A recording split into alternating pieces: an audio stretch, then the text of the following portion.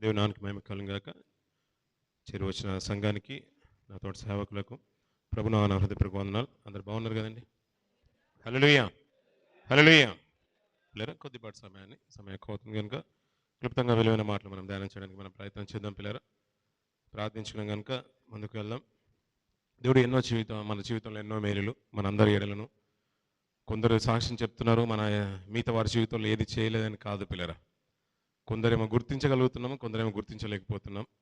కొందరేమో గుర్తించి కూడా అందరిలో చెప్పుకోవడానికి కొద్దిగా మొహమాటంగా కొన్ని విషయాల్లో మనం అందరిలోకి తీసుకోలేకపోతున్నాం. కానీ ప్రతి ఒక్కరి జీవితంలో దేవుడు ఎన్నో మేలు చేస్తున్నాడు. అన్ని విధాలుగా మనల్ని కాచి కాపాడుతున్నాడు. కంటికి కనిపించిన ఎన్నో ప్రమాదాల నుంచి తప్పిస్తున్నాడు. మరి మన మార్గ మధ్యలో ఎప్పుడు వెళ్ళినా కానీ మనకి ఎప్పుడు కళ్ళ ముంగట దృశ్యాలు, సన్నివేశాలు మనకు కనబడుతూనే ఉంటున్నాయి.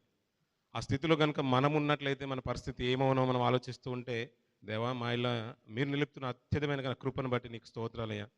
ఎందుకంటే పరాయి దేశంలో ఉన్నాం. ఇక్కడ మనకి ఏదైనా మిగతా వారు అనాథలుగానే ఉండారు, మనం అనాథలుగా విడవబడతాం, లేదంటే మన తోటి వారు అనాథలుగా విడవబడతారు, మన కుటుంబీకులు అనాథలుగా విడవబడతారు.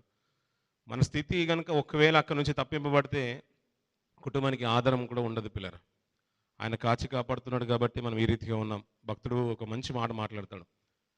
అయ్యా, నువ్వు మా ఇలా చేసిన క్రియలను కనుక నేను లెక్కించాలనుకుంటే అవి ఆకాశ నక్షత్రాల కంటే ఎక్కువగా ఉన్నాయి, సముద్ర విస్కరేణువుల కంటే కూడా లెక్కించిందని అనుకుంటున్నా అవి సముద్ర విస్కరేణుల కంటే కూడా ఎక్కువ ఉన్నాయంట పిల్లరా.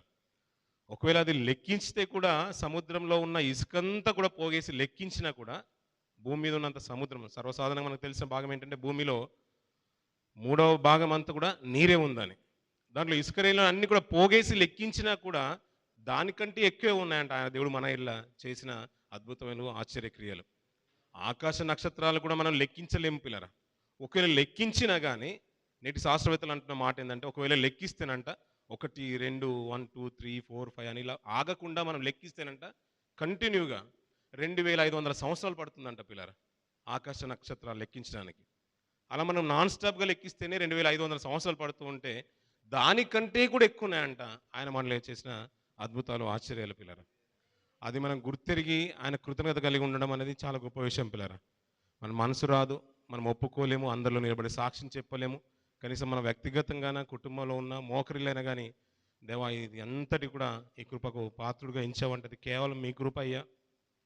ఆయనకి ఎల్లప్పుడూ కృతజ్ఞతస్తులు చెల్లించేవారుగానే ఉండాలి పిల్లరా. అది సమాజ మందిరంలో అయితే ఇంకా ఆయనకు మహిమ, అది వ్యక్తిగతమైతే ఇంకా ఆయనకు గొప్ప చేకూర్చబడుతుంది. మనం అలాంటి ఎన్నో అద్భుతాలు మన జీవితంలో చూడగలుగుతాం పిల్లరా. ఈ కడవరి కాలంలో మన భక్తిగల జీవితాన్ని ఏ రీతిగా కొనసాగించాలో కొన్ని విలువైన మాటలు మన పరిశీలన ధ్యానం చేద్దాం. హెబ్రీయులకు రాసిన పత్రిక 10వ అధ్యాయము 37వ వచనము 38వ వచనం చూద్దాం పిల్లరా. హెబ్రీయులకు రాసిన పత్రిక 10వ అధ్యాయము 37, 38వ వచనం. ఇక కాలము బహు కొంచెముగా ఉన్నది, వచ్చుచున్నవాడు ఆలస్యం చేయక వచ్చును. నా ఎదుట నీతిమంతుడైన వాడు, సరిపోతుంది పిల్లరా. కాలము కొంచెమే ఉందంట పిల్లరా. కాలము కొంచెమేగానే ఉంది, బహు కొంచెముగా ఉంది. వచ్చుచున్నవాడు ఆలస్యం చేయక వచ్చును. సమయం అనేది గతించిపోతుంది, త్వరితంగానే గతించిపోతుంది. అది మన వ్యక్తిగత జీవితంలో అయినా, మన సంవత్సరాల ఆయుష్కాలైనా, బర్త్డేస్ అయినా, యానివర్సరీ అయినా త్వరగానే గతించిపోతున్నాయి. అయ్యో 2024 సంవత్సరం న్యూ ఇయర్ చేసుకున్నాం అనుకున్నాం, ఇంచుమించు 9 నెలలు గడిచిపోయిందంటే ఆశ్చర్యం అనిపిస్తుంది పిల్లరా. ఇలా వచ్చి సంవత్సరం అవుతుంది అనుకున్నాం, ఇవేకి వచ్చి ఇంచుమించు 2 సంవత్సరాలు గతించిపోయినా మనకు అర్థమవుతలేదు. అంటే తొందరగానే గడిచిపోయినట్టుగా అనిపిస్తుంది పిల్లరా. అది రెల్లు పడవ దాటిపోయినట్టుగానే భక్తులు మాట్లాడుతున్నారు యోబు గారు. ఇలా మాట్లాడుతుంటే వచ్చువాడు త్వరగా వచ్చును అంటున్నాడు, ఆలస్యం చేయగా వచ్చును అంటున్నాడు. ఎవరు వస్తారంట? ఎవరు వస్తారండి? ప్రభు మన రక్షకుడు వస్తాడంట. ఇంతకుముందు వచ్చాడంటారు, ఆయన వచ్చారండి, మళ్ళీ వస్తున్నాడంట. ఆయన రాబోతున్నాడు, వచ్చేవాడు ఇక ఆలస్యం చేయక వస్తాడంట పిల్లరా. ఒకప్పుడు వచ్చినప్పుడు, మన యూఏకి వచ్చినప్పుడు, కొత్తలో వచ్చినప్పుడు పిల్లరా, ఇమిగ్రేషన్లో ప్రాబ్లం అవుతుందని మనకు ఎన్నో మెలకువలు చెప్పి పంపించిన వాళ్ళు తెలుసు. ఇంకా కొత్తలో అయితే వీసా అక్కడికి వెళ్ళి డిపాజిట్ చేయాల్సిన సందర్భం ఉండే అవకాశం ఉండేది పిల్లరా. అది కొద్దిగా లేట్ అయినా కానీ వచ్చిన ప్యాసింజర్ అక్కడే ఉండాల్సి వచ్చేది. అది టైంకి వారు రాకముందే వీసా డిపాజిట్ చేయాలి. అది తీసుకుని అన్నీ బాగుంటాయి, ఐ స్కాన్ ఇవన్నీ ఫింగర్ ప్రింట్స్ అన్నీ అయిన తర్వాత బయటకు వచ్చేవారు. ఒకసారి వచ్చి వెళ్ళిన తర్వాత ఇప్పుడు మళ్ళీ వెకేషన్కి వెళ్ళి రావడం ఇబ్బంది అవ్వదు కదా పిల్లరా. ప్రభువుకి ఆయన సమస్తం, ఇక మేఘవాహనుడు, ఇంకా ఆయన వచ్చేది విషయం లేదంటే ఒక కారు వేసుకొని వచ్చేది కాదు, ఇంకా పెట్రోల్ అని చెక్ చేసుకోవాల్సిన అవసరం లేదు, ఇవన్నీ బాగున్నాయని చూసుకునే అవసరం లేదు పిల్లలు. ఆయన వచ్చేవాడు, సమస్తం కలుగజేసిన ఆయన కాబట్టి, ఒకసారి వచ్చి వెళ్ళాడు కాబట్టి ఇంకా ఆలస్యం విషయంలో ఇంకా ఆలోచించేదే లేదు. వస్తే ఆయన హఠాత్తుగా వచ్చేస్తాడు పిల్లరా. ఆయన వస్తాడు కాబట్టి ఇప్పుడు ఈ తరుణంలో మీరు ఎలా బ్రతకాలంటే ఏమంటున్నాడు? నీతిమంతుడు విశ్వాసం మూలంగా జీవించాలంటున్నాడు పిల్లరా. మనకు అన్నం తిని జీవించడం బాగా తెలుసు పిల్లరా, కష్టపడి జీవించడం మనకు బాగా తెలుసు, ఎవరి మీద ఆధారపడకుండా కూడా మన బ్రతకడం మనకు బాగా తెలుసు పిల్లరా. కానీ విశ్వాసం మూలంగా జీవించడం అంటేనే ఎప్పుడు తరచూ చదువుతున్న మాటే కానీ ఆశ్చర్యం అనిపించింది పిల్లరా. గతించిన దినాల్లో పిల్లరా టర్కీలో కానీ ఇరాన్ ప్రాంతంలో కానీ భూకంపం జరిగాయి, భూకంపం వచ్చింది. అంతెందుకు పిల్లరా, మధ్యకాలంలో జపాన్లోను కూడా 12 సార్లు భూమి కంపించినట్టుగా చూసాం. ఈ మధ్య కాలంలో ఇప్పుడు ఇజ్రాయెల్ వారు హమాస్ వారి మీద దాడి చేస్తున్నారు. అక్కడ పెద్ద పెద్ద ఎత్తైన భవనాలు ఇట్టే కూల్చబడుతున్నాయి పిల్లరా. కట్టడానికి కొన్ని సంవత్సరాలు పట్టిండొచ్చు, కానీ కొన్ని క్షణాల వ్యవధిలో బిల్డింగ్స్ అన్ని కూడా నేలమట్టం అవుతున్నాయి పిల్లరా. ఎన్నో జీవితాలు దాని కింద శిథిలమైపోయాయి పిల్లరా, కృంగిపోయాయి. అది తరలిస్తున్నప్పుడు, దాన్ని తొలగిస్తున్నప్పుడు అంటే పిల్లరా, ఒక్కొక్కరేమో ఒక రోజు తర్వాత బయటకు వస్తున్నారంట, ఇంకొక రోజేమో ఇంకొక 2 శవాలు దొరుకుతున్నాయి. కొంతమంది దాంట్లో చిన్న చిన్న పిల్లలు కూడా ఉన్నారంట పిల్లరా. అదా బయటకు వస్తూ ఉంటే ఇంచుమించు 28 రోజుల తర్వాత ఒక పసిగుడ్డు బయటకు వచ్చేసింది పిల్లరా. అసలు తను ఏం తిని బ్రతుకుండొచ్చు 28 రోజులు? ఒక పెద్ద ఆవిడ, అంటే తల్లి, ఇంచుమించు 30-40 సంవత్సరాలు ఉంటాయి. 28 సంవత్సరాల తర్వాత తన బిడ్డని ఇట్లా హత్తుకొని అలాగే ఉంది. పైన ఒక స్లాబ్ పడిపోయింది, ఇంచుమించు 15 అంతస్తుల బిల్డింగ్ పడిపోయింది, పూర్తిగా నిలబడిపోయింది. అన్నీ తొలగిస్తున్నప్పుడు 29 రోజుల తర్వాత ఆమె శవం దొరికింది, అంటే బ్రతికి ఉన్న ఆమె దొరికింది. అమ్మ నువ్వు ఎలా బయటకు వచ్చేసావంటే, ఏమీ లేదయ్యా, నా దేవుడు రక్షిస్తారని ఒక ఆశ. ప్రతిరోజు శ్వాస తీసుకుంటూనే బ్రతికేశాను, శ్వాస తీసుకుంటేనే బ్రతికేశాను పిల్లరా. ఆహారం లేకపోతే చితికిపోయిన శరీరం అంతా కూడా కృంగిపోయిన, నీరసించిపోయిన జీవితంలో మనకు బాగా తెలుసు. నీళ్ళు లేకపోతే మనిషి బ్రతకడం అని మనకు బాగా తెలుసు పిల్లరా. కేవలం గాలి పీల్చుకుంటూనే 29 రోజులు తన జీవనాన్ని గడిపేసింది. అది శిథిలాల కింద అంటే ఆశ్చర్యం అనిపించే పిల్లలు. తన బిడ్డకి ఏ హాని కలగకుండా తను ఈ రీతిగా మనం హక్కున చేర్చుకొని నేల కిందికి తను ఇలా ఒదిగి, తన పైన స్లాబులున్నా అవన్నీ తొలగించడానికి కొన్ని రోజులు పట్టింది. బహుశా ఆమె దొరుకుతుండొచ్చు, దొరకపోతుండొచ్చు. కానీ తనకు ఆశ ఏంటంటే, ఎలాగైనా నేను బయటకు వస్తానో, నా దేవుడు నన్ను కాపాడుతాడు, నేను చనిపోయినా పర్లేదు, నా కిందున్న బిడ్డని బ్రతకాలని అలాగే ఉండిపోయింది. 29 రోజుల తర్వాత బిడ్డ తన తల్లి సురక్షితంగా బయటకు వచ్చేసారు. గాలి పీల్చుకొని బ్రతికేశారంట పిల్లరా. విశ్వాసం మూలంగా బ్రతకడం అంటే ఇంకా ఆశ్చర్యం అనిపించట్లేదు పిల్లరా. తినైనా బ్రతకొచ్చు, గాలి పీల్చుకునైనా బ్రతకొచ్చు, నీరుతోనైనా తాగైనా నీటి వాటర్ తీసుకునైనా బ్రతకొచ్చు. కానీ విశ్వాస మూలంగా బ్రతకలేదని ఆశ్చర్యం అనిపిస్తుంటుంది ఆలోచించిన ప్రతిసారి. నీతిమంతుడంట విశ్వాసం మూలంగానే జీవిస్తాడంట పిల్లరా. ఇప్పుడు నీతిమంతుడు అంటే మనం ఎక్కడ వెతుకుతాం పిల్లరా? నీతిమంతుడు అంటే ఇంకా వెతకాల్సిన అవసరం ఏమన్నది? మనకు నీతిమంతులు కావాలంటే పరిశుద్ధ గ్రంథంలోకి రావాలి. మంచి మటన్ దొరకాలంటే మనము మంచి మార్కెట్కి వెళ్ళినట్టుగా పిల్లరా. మంచి మార్కెట్ ఎక్కడ దొరుకుతుందండి? మంచి వెజిటేబుల్ ఎక్కడ దొరుకుతాయి? ఇప్పుడు కొన్ని బ్రాండెడ్ కంపెనీ ఉన్నాయి, లుల్లుకి వెళ్ళే వాళ్ళు ఉంటారు. ఆ లుల్లుకే వెళ్ళి కూరగాయలు తీసుకుంటారు. ఇప్పుడు మనం ఇంటికి వెళ్ళాలన్నా షాపింగ్ చాక్లెట్ తీసుకోవాలంటే ఎక్కడికి వెళ్తామంటే ఆ ఫేమస్ బ్రాండే అక్కడికి వెళ్తాం. అక్కడ తీసుకుంటేనే బాగుంటుంది, డేట్ కూడా వ్యాలిడిటీ ఉంటుంది, ఎక్స్పైర్ అవ్వకుండా ఉంటాయని అక్కడికే వెళ్తాం పిల్లరా. కానీ మనకు నీతిమంతులు ఎవరైనా కావాలనుకుంటే ఇక్కడికే రావాల్సింది పిల్లరా. బయట దొరికేవారు నీతిమంతులు కారాలు, బయట దొరికేవారు నీతిమంతులు కారు పిల్లరా. మనకు ఏ రీతిగా అయితే ఫ్రెష్ కూరగాయలు అనుకుంటామో, నిజంగా నీతిమంతులు ఎవరైనా ఉన్నారంటే ఇందులో రాయబడిన వారే పిల్లరా. వారిని చూసే మన జీవితాలకి ఒక పాఠం నేర్చుకోవాల్సింది, స్థితిని మార్చుకోవాల్సింది. అలాంటి తరుణంలో నీ విశ్వాసం మూలంగా బ్రతికి విశ్వాసాలను చూస్తూ ఉంటే, నీతిమంతులను చూస్తూ ఉంటే ఆశ్చర్యంగానే అనిపిస్తుంది. ఈ కడవరి కాలంలో ప్రభువు ఆలస్యం చేయకుండా వస్తాడంట. ఒకసారి వచ్చి వెళ్ళిపోయిన ఆయన ఇంకా తిరిగి వచ్చే సమయంలో ఇంకేమాత్రం కూడా లేదు. ఒక నక్షత్రం పడినట్టుగా, దొంగ వచ్చినట్టుగా, మెరుపు పుట్టినట్టుగా, తూర్పున పుట్టి పడమరకు వెళ్ళిపోయినట్టుగా అలా అకస్మాత్తుగా వస్తాడు. ఇప్పుడు మన జీవితాలను ఎలా కాపాడుకోవాలంటే, నీతిమంతుడు అయితే విశ్వాసం మూలంగా నేను బ్రతికి ఆయన రాకడకు నువ్వు సిద్ధపడాలి అని చెప్తున్నాడు పిల్లారా. అలా కొన్ని విషయాలు మనం ఆలోచిస్తుంటే భక్తుడైన పౌలు గారు ఒక మంచి మాట మాట్లాడతారు. చూద్దాం పిల్లలు. ఫిలిప్పీయులకు రాసిన పత్రిక 3వ అధ్యాయం 12-13 వచనాలు చూద్దాం పిల్లలు. ఫిలిప్పీయులకు రాసిన పత్రిక 3వ అధ్యాయం. ఇదివరకే నేను గెలిచితి అయినను, ఇదివరకే సంపూర్ణ సిద్ధి పొందితిని అయినను నేను అనుకుంటలేదు, కానీ నేను దేని నిమిత్తము క్రీస్తు యేసు చేత పట్టబడితినో దాన్ని పట్టుకున్న వల్లని పరిగెత్తుచున్నాను.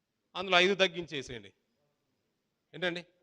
195 అంతేనండి. నా క్యాలిక్యులేషన్ తప్ప మీ క్యాలిక్యులేషన్ తప్పండి అండి? 5 నాలుగు ఎంతండి? 5 4 20 అండి. అలాగే 5 తగ్గించండి. ఎంత అవుతాయండి? ఎంతైతే అండి? అది 139 దెబ్బలు 5 మార్లు తిన్నాడంట పిల్లరా. అంతేగాని చదువుతున్నాడు చూడు, 195 దెబ్బలు. ఒక చూడండి పిల్లరా, ముమ్మారు బెత్తముల కొట్టబడి దాంతో అంటున్నాడు, యూదుల చేత 5 మార్లు ఒకటి తక్కువ 40 దెబ్బలు తింటిని. 24 అంటే 40 దెబ్బలు అంటే 40 దెబ్బలు ఒకటి తక్కువ 39 దెబ్బలు 5 మార్లు తిన్నాడంట పిల్లరా. 4 అంటే 200 నుంచి 5 తీసేస్తే 195 దెబ్బలు పిల్లరా, 190 దెబ్బలు పిల్లరా. ఆయన తింటూ ఉంటే అవన్నీ కూడా ఏమని చెప్తున్నా అంటే ఒక స్టేట్మెంట్ లాగా ప్రకటిస్తున్నాడు. నేను ఇన్ని దెబ్బలు తిన్నాను, రాళ్లతో కొట్టబడ్డాను, ఇవన్నీ కూడా నేను మర్చిపోయాను అంటున్నాడు.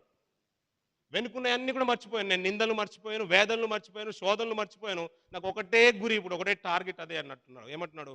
ఆ నిత్యత్వం నేను స్వతంత్రించుకోవాలి, నాకు ప్రభువే కనిపిస్తున్నాడు. అది చూస్తూ ఉంటే ఈ లోక శ్రమలు చాలా చిన్నవి అంటాడు కదా పిల్లరా, ఇవి ఎన్న తగినవి కావు అంటాడు. మన విశ్వాస జీవితంలో పిల్లలు నిజంగా నువ్వు నీతిమంతుల గుంపులో నువ్వు చేరాలంటే మనకు కూడా అదే ఉండాలి పిల్లలు. మనం వెనుకున్న అన్ని మర్చిపోవాల్సిందే.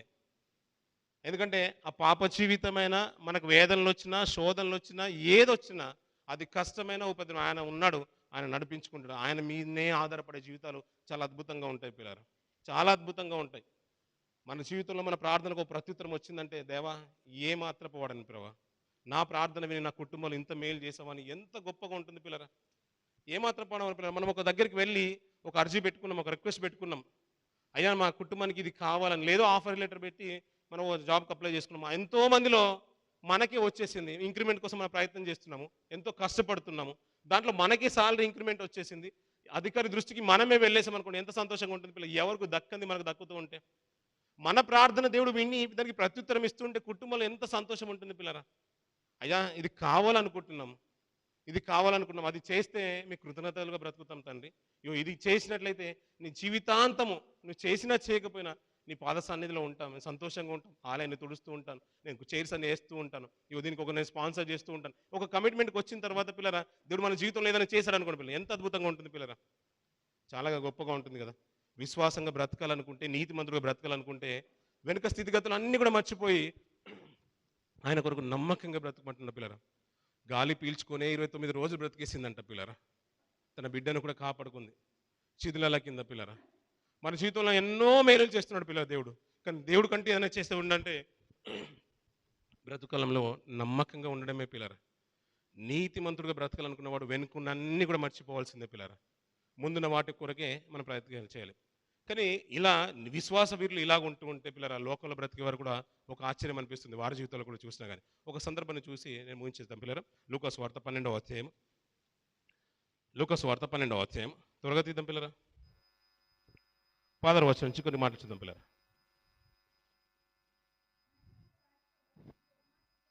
మరియు ఆయన వారితో ఈ ఉపమానం చెప్పెను, ఒక ధనవంతుని భూమి సమృద్ధిగా పండెను అంటున్నాడు పిల్లరా. ఎవరి భూమి అంట పిల్లరా? ధనవంతుడికి చాలా భూమి ఉందంట పిల్లరా. ఆ ధనవంతుడికి భూమి సమృద్ధిగా పండేసిందంట. మామూలుగా పంట పండితే, పంట చేతికి వస్తూ ఉంటే ఇంటికి వచ్చేసిందంటే చాలా సంతోషం ఉంటుంది. అందులో ఇతను ధనవంతుడు, ఇంకా తన పంటనంట సమృద్ధిగా పండిందంట. ఇంకా ఎకరానికి 40 కాస్త 40 వచ్చే బస్తలు కాస్త 80 వచ్చి ఉండొచ్చు, బహుశా 90 వచ్చి ఉండొచ్చు పిల్లరా. ఆ ధనవంతుడికి సమృద్ధిగా వచ్చేసిందంట. సాక్షాత్తు ప్రభువే చెప్తున్నాడు ఈ ఉపమానాన్ని. ఉపమానం గురించి చెప్తూ కిందికి ఒక మాట అంటున్నాడు చూడండి పిల్లరా. అప్పుడు అతడు, నా పంట సమకూర్చుకొనుటకు నాకు స్థలము చాలదు గనుక నేనేమి చేతునని తనలో తాను ఆలోచించుకొని, నేను ఇలాగు చేతును. సరిపోతుంది పిల్లరా. ఇప్పుడు ఆ పంట, విస్తారమైన పంట తన ఇంటికి వచ్చేసింది పిల్లరా. తను అనుకున్నాడు ఏంటంటే, నాకు కొన్నే కొట్లు ఉన్నాయి, అందులో ఈ పంట పెట్టేస్తే సరిపోదేమో, ఇంకా కొన్ని కొట్లు అంటే కొన్ని ఇంకా రూమ్స్, గోడౌన్స్ అన్ని కూడా నేను కట్టించుకుంటానని తనలో తాను అనుకుంటున్నాడంట పిల్లరా. ఎక్కడ అనుకుంటున్నాడ? మనసులో అనుకుంటున్నా, తనకు తానే తన ప్రాణానికి చెప్పుకుంటున్నాడంట పిల్లరా. పక్కన వాళ్ళకు చెప్పొచ్చు కదా కనీసం. కొన్ని ఉంటారు పిల్లరా, కొన్ని రహస్యాలు చేశారు పిల్లరా, ఎవరికి బయటికి రానివారు. అంటే వారి మీద నమ్మకం లేకనో చెప్పడం ఇష్టం లేకనో కొన్ని బయటికి రానివారు పిల్లలు. ఈ ధనవంతుడు కూడా క్యారెక్టర్ ఏంటంటే, పంట సమృద్ధిగా వచ్చేసింది, ధాన్యం వచ్చేసింది, తనలో తాను చెప్పుకుంటున్నాడంట. ఇప్పుడు విస్తారమైన ధాన్యం అంతా కూడా కొట్లలో పెట్టుకోవాలి కాబట్టి తనలో తాను రాత్రి వేళ నిద్రలో అనుకుంటున్నాడు, ఇవన్నీ కూడా చేయాలనుకుంటున్నాడు, పడుకోగల ముందు చేయాలనుకుంటున్నాడు. అప్పుడు ఇది నింపుకొని అంటే తన ప్రాణానికి ఒక రకంగా చెప్పుకుంటున్నాడు. చూడండి పిల్లలు, అది 19వ వచనం చూడమ్మా. నా ప్రాణముతో ప్రాణమా అనేక సంవత్సరములకు విస్తారమైన ఆస్తి నీకు సమకూర్చబడి ఉన్నది, సుఖించుము, తినుము, త్రాగుము, సంతోషించుమని చెప్పుకొందును అనుకోనేను అంటున్న పిల్లరా. అలా అనుకుంటున్నాడు తన ప్రాణంతో. ఇప్పుడు విస్తారమైన పంట వచ్చేసింది కదా, దీనివల్ల సంతోషంగా ఉందాం. తన ప్రాణంతో చెప్పుకుంటున్నాడట, తినుము, సుఖించుము, ఇక నుంచి ఏదైనా చేసే, ఎందుకంటే నీకు కావాల్సిన సామగ్రి అంతా కూడా వచ్చేసిందని తన ప్రాణంతో చెప్పుకుంటున్నాడంట పిల్లరా. ఎవరు చెప్పుకుంటున్నారు ఈ మాటలు? ధనవంతుడు చెప్పుకుంటున్నాడు పిల్లరా. ఇప్పుడు దేవుడు ఆయనతో మాట్లాడుతున్నాడు. ఎవరు మాట్లాడాలి ఇప్పుడు? దేవుడే మాట్లాడాలి. దేవుడు మాట్లాడుతున్నాడు చూడండి పిల్లరా. అయితే దేవుడు, వెర్రివాడ ఈ రాత్రి నీ ప్రాణమును అడుగుచున్నారు అంట పిల్లలు. ఇప్పుడు ధనమంతా కూడా సమకూర్చేశాడు. సమకూర్చుకున్న ధనాన్ని పెట్టుకోవడానికి కొట్లు కావాలనుకుంటున్నాడు, దాంతో సంతోషించాలనుకున్నాడు, సుఖపడాలనుకుంటున్నాడు. చివరికి దేవుడు ఏమంటున్నాడు? నీ ప్రాణం అడుగు. ఇప్పుడు ఎవరు ప్రాణాన్ని ఎవరు తీసుకోవాలనుకుంటున్నారు? ప్రాణాన్ని ఎవరు తీసుకోవాలనుకుంటున్నారు పిల్లరా? దేవుడు తీసుకోవాలనుకుంటున్నారు. మీరు చక్కని చెప్పేస్తారు ఇలాంటి ప్రాణాలు తీసే విషయంలో. నిజంగా పిల్లరా, కొన్ని నిన్న 3 days ముందు పిల్లరా మన తెలుగు రాష్ట్రంలో, మన ఆంధ్ర రాష్ట్రంలో ఒక లారీ విపరీతమైన వేగంగా వస్తూ ఉంటే 2 కార్ల పైకి ఎక్కేసింది పిల్లలు. నుచ్చు అయిపోయాయి. అందులో ఇంచుమించు డ్రైవర్తో పాటు 3-4 చనిపోయారు పిల్లరా. అవన్నీ చూస్తూ ఉంటే చాలా అంటే బాధగానే అనిపిస్తుంది. ఎందుకంటే మనము మనుషులం కాబట్టి మానవత్వంతో స్పందించేస్తాం పిల్లలు. ఇక్కడ కూడా మనం రోడ్డు మీద వెళ్తూ ఉంటే 3 days ఎప్పుడు చూస్తుంటాం పిల్లలు. చూడగానే దేవా నీ బిడ్డను కాపాడుతుంది అని మన మనసులో చిన్న ప్రార్థన చేసుకుంటాం. మనకే మానవత్వం ఉంటే ఇప్పుడు దేవుడు ప్రతిసారి నీ ప్రాణాన్ని తీసేసుకోవాలని ఆశ ఉంటుంది అతనికి. ఇప్పుడు ఆయన ఎవరిని అడుగుతున్నాడు? ధనవంతుడితో చెప్తున్నాడు, నీ ప్రాణమును అడుగుచున్నారు అంటున్నాడా, నేను తీసేసుకుంటాను నీ ప్రాణాన్ని అంటున్నాడు. అడుగుచున్నారు అంటున్నాడు పిల్లల. ఇప్పుడు ధనవంతుడి యొక్క ఉద్దేశం ఏంటంటే తను విస్తారమైన పంటను సమకూర్చుకోవాలనుకున్నాడు, సుఖపడాలనుకుంటున్నాడు. ఇప్పుడు నీతిమంతుడికి అయిన విశ్వాస మూలము జీవించే నీతిమంతుడికి లోకపరంగా జీవించే ఒక అవిశ్వాసికి ఉన్న తేడా ఏంటో మనకు అర్థమవుతుంది కదా పిల్లల. అతను ఏమనుకున్నాడు? సమస్తాన్ని పెంటగా ఎంచుకొని మరి దేవుని కొరకు బ్రతుకుతే చాలు, నా వెనుకున్నదంతా కూడా నేను మర్చిపోతున్నాను, ఒకటే గురి అనుకుంటున్నాడు. అది బ్రతుకుతే చాలు, ఆ నిత్యత్వం నాకే కైవసమని గొప్పగా ఎంచుకొని బ్రతుకుతున్నాడు. ఇక్కడ లోకంలో బ్రతుకుతున్న ఒక ఆయన అనుకునేదంటే అతనికి అన్నీ ఉన్నాయి, అయినా అన్నీ ఉన్న వాళ్ళకి దేవుడు అన్నీ ఇస్తూ ఉంటాడు పిల్లలు. ఆలోచన అనిపిస్తూ ఉంటుంది. ఈ ధనవంతుడి కింద అన్నీ ఉన్నాయి, మళ్ళీ పంట కూడా విస్తారంగా పండేసింది, అది కొట్లు కూడా కావాలనుకుంటున్నాడు. ఇవన్నీ అనుకున్నప్పుడు సుఖపడాలనుకుంటున్నాడు. అలా సుఖపడాలనుకుంటే దేవుడు అంటున్నాడు, అయ్యా నీ రాత్రి నీ ప్రాణాన్ని అడుగుచున్నారు అంటున్నాడు పిల్లరా. దేవుడు ఎప్పుడు కూడా నీ ప్రాణాన్ని నా ప్రాణాన్ని తీసుకోవాలనుకోడు పిల్లరా. ఇప్పుడు ఇజ్రాయేల్లో వారు జరుగుతుంది, హమాస్ వారి పైన, అక్కడ పిల్లలందరి ప్రాణాలు దేవుడు తీసుకోవాలనుకుంటాడా? అంటే మన ఆలోచన విధానం ఏంటంటే చాలా గొప్పగా ఉండాలి పిల్లలు. దేవుడిని ఎంచుకున్న స్థితిలో కూడా మనం గొప్పగా ఆలోచించుకోవాలి. మనకున్నట్టుగా కక్షలు ఉండవు. మన పైకి మంచిగా మాట్లాడుతున్నా, మంచి బట్టలు వేసుకున్నా, హృదయాంతరంగంలో ఉన్నంత కుళ్ళు ఇంకా బయట ఎక్కడ కనిపించదు, చెత్త బుట్టలో కూడా కనిపించదు. ఎందుకంటే దీన్ని శోధకుడు ఆయన తప్ప, ఆయనకు తెలిసింది తప్ప మనకు బయటకు కనిపించదు. ఆయన కక్ష పెట్టుకోడు నీ మీద. ప్రజల మీద ఎవరు అన్యాయం చేశారని వారి మీద కక్ష పెట్టుకుని వాడు ప్రజలంతా కూడా, హమాస్ వారందరూ కూడా, ఇజ్రాయేల్ వారందరూ కూడా దాడి చేసి హమాస్ వాళ్ళని చంపేయాలని ప్రభు కోరుకునే తత్వం కాదు పిల్లరా. ఇవి యుక్రెయిన్ వారు కానీ, రష్యా వారు కానీ మనం చూసే విధానం కూడా మనకు అర్థమైపోతుంది కదా పిల్లరా. ఏమంటే ఇలాంటి హత్యలు జరుగుతున్నప్పుడు దేవుడు ఇలా హత్య చేసేయు, ఇలాంటి మానబంధాలు చేసేయు, దొంగ వెళ్ళి వారిని చంపేయు, వారి నుంచి దోచుకొని అంటాడా పిల్లరా. అది కాదు పిల్లరా దేవుని యొక్క మనస్తత్వం. మనకే మానవత్వం ఉంది, గొప్పగా ఆలోచన, అరే భలే గొప్పోడయ్యా, ఇంత మంచి మనసు ఉంది, తన పిల్లల్ని చూడడానికి ఎంత ఆశపడుతుండే, వాళ్ళు మిస్ అయిపోయాడని అంటే సేవకులు సాక్ష్యం చెప్పగానే చాలా అంటే మనకే మానవత్వం ఉంటే దేవుని యొక్క గొప్ప స్థితి ఏంటి పిల్లరా. మన ఊహకు కూడా అందదు పిల్లరా. ఆయన గొప్పది అడ్మినిస్ట్రేషన్ అంతా కూడా, మన ఆలోచన కూడా అందదు, దరిదాపులు కూడా మన ఆలోచనలు వెళ్ళవు. ఎందుకంటే అందుకని మనకు తక్కువగా అర్థమైపోయాడు దేవుడు. వీరు అడుగుతున్నారు కదా, అప్పుడు నువ్వు చేసిందంతా కూడా ఏమైపోతుందని ఆయనతో అన్నప్పుడు మరి వీరి అంటే ఎవరు అడుగుతున్నారయ్యా అంటే ఒక మంచి మాట చూద్దాం పిల్లలు. ప్రకటన గ్రంథంలో 6వ అధ్యాయం 9-10 వచనాలు చూద్దాం పిల్లలు. ప్రకటన గ్రంథం 6వ అధ్యాయం 9-10 వచనాలు.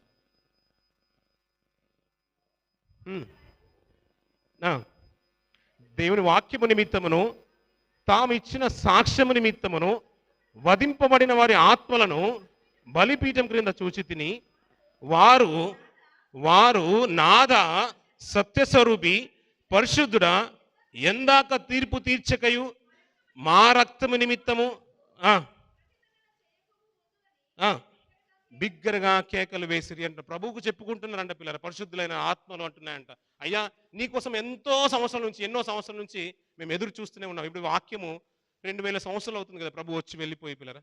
ఆలస్యం చేయక ప్రభు వస్తున్నాడు అన్నప్పుడు పిల్లరా 2000 సంవత్సరాల నుంచి ఎదురు చూస్తున్నారు పిల్లరా. ఎప్పుడు ఆ నిత్యత్వాన్ని స్వతంత్రించుకుంటామని నీతిమంతులైన సమూహం అంతా కూడా ఎదురు చూస్తుంది. మనం కూడా రైల్వే స్టేషన్లో కానీ బస్ స్టేషన్లో కానీ ఫ్లైట్ కోసమని మనం ఎక్కువ ఫ్లైట్ మనం వెళ్తున్నాం కాబట్టి అది రావాల్సిన టైంకి రాలేదనుకోండి పిల్లలు, ఎంతగా హడావిడి అయిపోతాం పిల్లరా. 2 అవర్స్ డిలే అండి, 3 అవర్స్ డిలే అండి అని అన్నారనుకోండి పిల్లరా, మనం విసిగెత్తిపోతాం పిల్లరా. వీరు కూడా ఏంటంటే, అయ్యా నువ్వు ఎప్పుడో వస్తాను, వచ్చి ఆలస్యం చేయక వస్తానన్నావు కదా, ఇంచుమించు 100 సంవత్సరాలు మొదటి శతాబ్దంలోనే పరిశుద్ధ గ్రంథం రాయబడింది కదా, నువ్వు వాగ్దానం చేసావు కదా, 2000 సంవత్సరాలు అయిపోతుంది, ఎప్పుడు వస్తావు అని వారికి కూడా ఆతురత ఉంది పిల్లరా. ఎప్పుడు మమ్మల్ని చంపిన వారికి నిమిత్తము ప్రతిదండం చేయక ఉందు అని ప్రభుత్వం మొరపెట్టుకుంటున్నారంట. వారు అడుగుతున్నారు, అయ్యా మేము వారి కొరకు వారు బాగుండాలని వారి కొరకు పరిచర్య చేసి వాక్యాన్ని ప్రకటించి ఇవో నీతిగా బ్రతికి మేము ప్రాణాలు కోల్పోయాం కదా, వారు రాళ్ళు రువ్వి చంపేశారు మమ్మల్ని. స్టెఫెను లాంటి భక్తుల్ని రాళ్ళు రువ్వి చంపేశారు. జకర్యా లాంటి భక్తులను బలిపీఠం మధ్యలో రాళ్ళు రువ్వి చంపేశారు. ఇలాంటి ప్రాణత్యాగాలు చేసిన మాకు ఇంకా నిత్యత్వాన్ని ఎప్పుడు ఇస్తావయ్యా, పరలోకాన్ని ఎప్పుడు ఇస్తావని అతను ప్రభుని అడుగుతున్నారట. నాదా సత్యశోభుడి, ఎందాక తీర్పు తీర్చక ఉంటే ఇంకా 2000 సంవత్సరాలు అయిపోతుంది, ఎప్పుడు వస్తావయ్యా అని వాళ్ళు ఎదురు చూస్తున్నారట. కానీ ప్రభు ఒకటే మాట చెప్తున్నాడు, ఆలస్యం చేయక ఆయన వచ్చేవాడు పిల్లరా. ఒకసారి వచ్చి వెళ్ళిన ఆయనకి ఇంకా రావడం ఇంకా ఆలస్యం అయ్యేది కానే కాదు పిల్లరా. విశ్వాసం మూలంగా బ్రతుకుమంట. లోకమేమో వేరే కోణంలో ఉంది పిల్లరా. ప్రతి ఒక్క మాట పిల్లరా, ఒక తప్పు చేసినప్పుడు పిల్లరా, పాత నిబంధన కాలం చూస్తుంటే ప్రవక్త వెంటనే వచ్చేసి వర్తమానం తీసుకొచ్చేసేవాడు పిల్లరా. అయ్యా నువ్వు తప్పు చేసావు, నువ్వు బ్రతుకు చక్కదిద్దుకుంటే దేవునికి ఇష్టానుసారంగా బ్రతుకుతావు, ఒకవేళ సరైన రీతిలో ఉంటావా ఆయన హస్తం నీకు తోడుగా ఉంటుంది, నేను ఉన్నత శిఖరాల్లో నిలబెడతాడు అని వాగ్దానం వచ్చేది పిల్లరా. ఒక వాక్కు వచ్చేసేది పిల్లరా.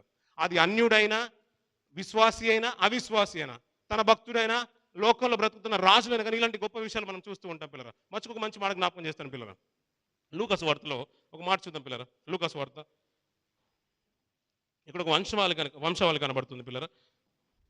3వ అధ్యాయం 31వ వచనం చూద్దాం పిల్లరా.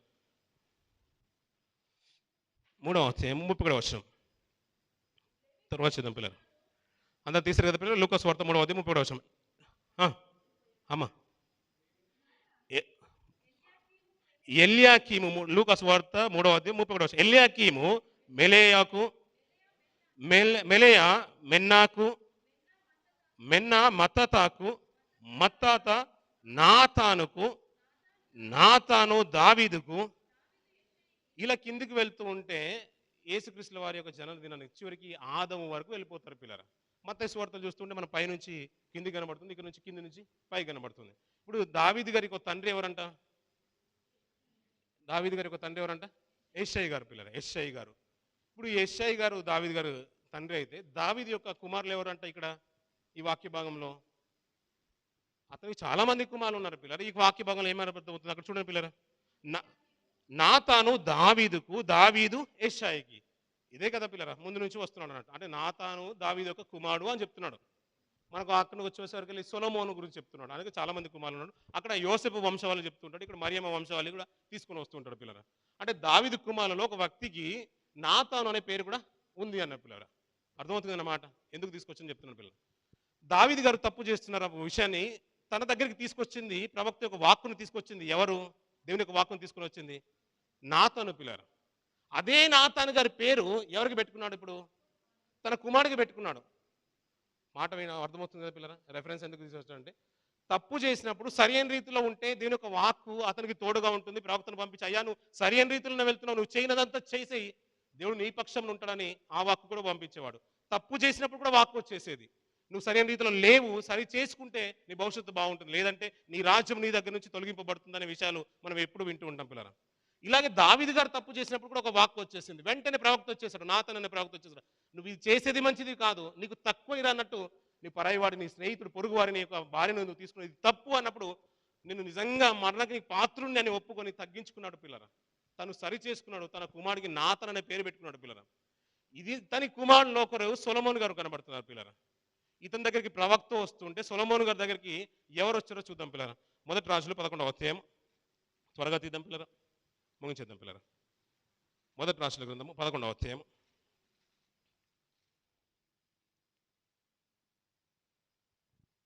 9వ వచనం చూద్దాం పిల్లరా. ఇశ్రాయేలు దేవుడైన యెహోవా అతనికి 2 మార్లు ప్రత్యక్షమై నువ్వు ఇతర దేవతలను వెంబడింపవలదని అతనిని ఆజ్ఞాపించినను సొలొమోను హృదయము ఆయన యొద్ద నుండి తొలగిపోయేను అంటున్న పిల్లరా. ఏమండి, ప్రవక్త వచ్చి చెప్తేనే, దేవుని మాట అని తీసుకొని వస్తేనే దావీదు తన హృదయం నొచ్చుకొని, మనం అప్పుడప్పుడు మన కీర్తన చూస్తుంటాం కదా పిల్లలు, విరిగి నలిగిన హృదయము అంటాం. ఏం విరిగిపోయిందట ఆయనకి? ఏం విరిగిపోయిందట అండి? మనం ఉచ్చరిస్తూ ఉంటాం. అతనికి ఏం విరిగిపోయిందంట? హృదయం విరిగిపోయిందంట పిల్లరా. అప్పుడప్పుడు కొన్నిట్ల విషయాలలో నాకు మనసు లేదండి, మనసు విరిగిపోయిందంట. చూసారా పిల్లరా? నువ్వు ఏదైతే పాపం చేశాడో దావీదు గారు, దాని మీద మళ్ళీ దృష్టి వెళ్ళలేదు పిల్లరా. తన వృద్ధాప్యంలో ఉన్నప్పుడు కూడా ఒక పడుచు దాన్ని, ఒక యవ్వనస్తురాల్ని తీసుకొచ్చి తనకు పెళ్లి చేస్తారు పిల్లరా. యవనస్తులు తన వృద్ధాప్యంలో ఉన్నప్పుడు, ఎందుకంటే తనకు సహాయం చేయడానికి ఎవరు లేదు, వెట్టగలగడానికి వేడికి చాలా కష్టాల్లో ఉన్నప్పుడు తీసుకొచ్చి వేస్తాడు. తనను ముట్టుకొని కూడా ముట్టుకోలేడు పిల్లరా. అది భక్తి జీవితం అంటే, విశ్వాస జీవితం అంటే. అంటే నేను ఆశించింది కాదు, ఒకప్పుడు నా మనసు తన వైపు ఉండేది, కానీ ఎప్పుడైతే ప్రవక్త చెప్పేశాడో నా మనసు విరిగిపోయింది. పరాయి స్త్రీని చూసే ఆలోచన ఇక బ్రతుకు కాలంలో మళ్ళీ నాకు పుట్టదు. నా భార్యని కాకుండా వేరే స్త్రీని నేను తప్పుగా ఆలోచించి దాని మీద విరిసేసుకున్నాడు మనసు. నీకు కూడా నాకు కూడా ఏంటంటే, లోకంలో చాలా వాటి మీద మనకు మనసు ఉంటుంది. విరిగిపోయింది అనుకోండి పిల్లరా, మళ్ళీ దేవుని సన్నిధిలోకి అది తీసుకురావాల్సిన అవసరం లేనే లేదు. వెనుకున్న అన్నీ కూడా మర్చిపోవాల్సిందే. మన మనసు కూడా లోక విషయాలను బట్టి, కక్ష మీద బట్టి, చెడుతనం బట్టి, ప్రవర్తన హీనస్థాన్ని బట్టి ఒకప్పుడు లోకంలో ఇష్టానుసారంగా బ్రతికినచ్చు. తాగే విషయంలో కానీ, సినిమాలు చూసే విషయంలో కానీ, ఇంకేదన్నా విషయంలో కానీ మనకు అయిష్టకరమైంది, దేవునికి అయిష్టకరమైంది. ఏ విషయంలో కనుక నీ మనసు కనుక ఉంటే విరిచేసుకో మనసును. మాటికి ఉచ్చరిస్తాం, కానీ మనసు మనకు విరిగిపోవాలి ఆ క్రియల మీద. మళ్ళీ దాని వైపు చూసేది కాదది. భక్తుడు చూశారు పిల్ల దావీదు గారు, ప్రవక్త చెప్పగానే తన మనసు విరిచేసుకున్నాడు. తన కుమారుడికి తన ప్రవక్త తను ఏదైతే హెచ్చరించాడో అతని పేరు పెట్టుకున్నాడు. సొలొమోనుకు ప్రత్యక్షమైన సాక్షాత్తు దేవుడు పిల్లరా. మనసు సరి చేసుకుంటుండే, కుమారుడు నువ్వు చేసేది తప్పు అయ్యా, నేను 2 సార్లు నీకు ప్రత్యక్షమయ్యాను అని హెచ్చరించిన కానీ తన మనసును సరి చేసుకోలేదు పిల్లరా. అందుకని విశ్వాస వీరుల జాబితాలో సొలొమోను పేరు కనిపించదు పిల్లరా. విశ్వాస వీరుల జాబితాలో సొలొమోను పేరు కనిపించదు. పితరుల జీవితాలు చూస్తుంటే నేను అబ్రాహాము దేవుడును, యాకోబు దేవుడును, ఇశ్రాయేలు దేవుడును, ఇస్సాకు దేవుడును గొప్పగా మాట్లాడుతూ ఉంటాడు దేవుడు. దావీదు జీవిత కాలంలో బ్రతికిన తీరుని బట్టి నేను దావీదు మీ పితరుడైన దావీదు దేవుడను అని దేవుడు గొప్పగా చెప్పుకుంటాడు పిల్లరా. రాజులకు అంత గొప్పగా బ్రతుకున్నాడు పిల్లరా. విశ్వాసం మూలంగా బ్రతికినట్లయితే నీతిమంతుడు పిల్లరా. ఈ లోకంలో తన జీవితాన్ని కొనసాగించినట్లయితే పిల్లరా, ఆయన ఆలస్యం చేయకుండా వస్తూ ఉంటాడు. ఆయన ముఖ దర్శనం చేసుకునే భాగ్యాన్ని మనకు దొరుకుతుంది పిల్లరా. చాలా విషయాలు మనం చూస్తూ ఉంటాం పిల్లరా. ప్రకటన గ్రంథంలో మనం చూస్తూ ఉంటాం, నేను వారికి మారు మనసు పొందే అవకాశం ఇచ్చి తిరిగి అంటాడు పిల్లరా. నేను ద్రాక్ష తోటలో ఏముంటుందంట పిల్లరా, ఒక అంజూరపు చెట్టు ఉంటుందంట పిల్లరా. లూకాసు 13వ అధ్యాయంలో ఒక సందర్భాన్ని ఒక్క మాట చూసి ముగించేద్దాం పిల్లలు. ఒకటే మాట అయిపోయింది పిల్లరా. 13వ అధ్యాయం లూకాసు వార్త 6వ వచనం చూడండి పిల్లరా. చెప్పాను, సరిపోతుంది పిల్లరా. ద్రాక్ష తోటలో ఏముందంట పిల్లరా, అంజూరపు చెట్టు ఉందంట పిల్లరా. అయ్యా ఒక కుమారుని ఇచ్చేసాయి, ఇంటి నిండా ఆడపిల్లలే ఉన్నారు, ఒక కుమారుని ఇచ్చేసాయి అనుకున్నాడు పిల్లరా. ప్రార్థించుకుంటాం. అలా ఒకటే కుమారుని ఇచ్చాడు ఎంతో అల్లరిబుద్ధిగా చూసుకుంటాం పిల్లరా. అందరు ఇంటి నిండా కుమారులు ఉన్నారు అనుకుంటాం, అయ్యో ఒక ఆడపిల్ల అయితే బాగుంటుండేమని అనుకుంటాం పిల్లరా. ఎప్పుడు చూసినా గడ్డలు మీసేలు ఉన్నాయి, అయ్యా ఒక ఆడపిల్ల ఇయ్యా అని ఎంతో ఆశతో కోరుకుంటాం పిల్లరా. ఇంటి నిండా ఆడపిల్లలు ఉన్నారు అనుకోండి, లేడీస్ హాస్టల్ పెట్టుకున్నట్టుంది తండ్రి, ఇళ్ళతో వేదన భరించలేకపోతున్నాను. ఒకటే ఒక కుమార్తె అయినా, ఒకటే ఒక కుమారుడైనా ఉన్నాడు అనుకోండి పిల్లరా, ఎంత ప్రేమగా చూసుకుంటారు పిల్లరా. అలాగే ద్రాక్ష తోటలో అంజూరపు చెట్టును పెట్టుకున్నాడు పిల్లరా, ఎంత ప్రేమగా చూసుకుంటారు పిల్లలు. మనల్ని కూడా దేవుడు అలాగే చూసుకున్నాడు. నువ్వు చావాలని కానీ, మన అసహ్యత మన బ్రతుకుల్లో ఉండగానే మనం చనిపోవాలని దేవుడు ఎప్పటికీ కోరుకోడు పిల్లరా. మన దుర్మార్గత నుండి తొలగి ఆయనకు ఇష్టలుగా మారడానికి దేవుడు కోరుకుంటాడు పిల్లరా. మరొక అవకాశాన్ని మనకు ఇస్తున్నాడు పిల్లరా. మరొక సంవత్సరం అనే దయాగిట్టని ఇచ్చేసాడు పిల్లలు. 26 సంవత్సరాలు మనం వెళ్ళాం, అందులో మనం పాలి భాగస్తులు ఉండే గొప్ప భాగ్యమే కదా పిల్లరా. నిజంగా ఎన్నో మార్లు మనం ప్రార్థిస్తున్నాం కదా, అద్భుతమైన ప్రార్థన మనం వింటూనే ఉంటాం కదా పిల్లరా. మన స్థితిలో ఎందుకంటే ఆయన దర్శనం, ముఖ దర్శనం చేసుకోవాలనుకుంటే పిల్లరా, నిజంగా చెడుతలను అసహించుకుని వెనుకున్న అన్ని కూడా మర్చిపోయి ఆ నిత్యత్వంలో మన సంఘం ఉండాలి పిల్లలు. వార్షికోత్సవంలో మీరు అందరూ వచ్చారు కదా పిల్లరా. ఎవరైనా మిస్ అయ్యారా? మీరు అందరూ ఉన్నారు కదా పిల్లరా. ఆ నిత్యత్వంలో కూడా మనం ఉందాం పిల్లరా. ఆ రీతిగానే పదిలంగా మనకు అడుగులు వేద్దాం పిల్లరా. మనం నడిపించడానికి పరిశుద్ధాత్మ ఎప్పుడు మనకు సహకారిగా ఉంటుంది. ఆయన శరణ పెట్టుకుందాం, ఆయన పాదాలు పట్టుకుని పెట్టుకుందాం. విశ్వాసం మూలంగా బ్రతికే భక్తుల జీవితాలు చూస్తూ మనకు మాదిరికరంగా ఉంచుకుందాం పిల్లలు. కొద్ది మాటలు దేవుడు దీనికి ఆశ్రయించును గాక.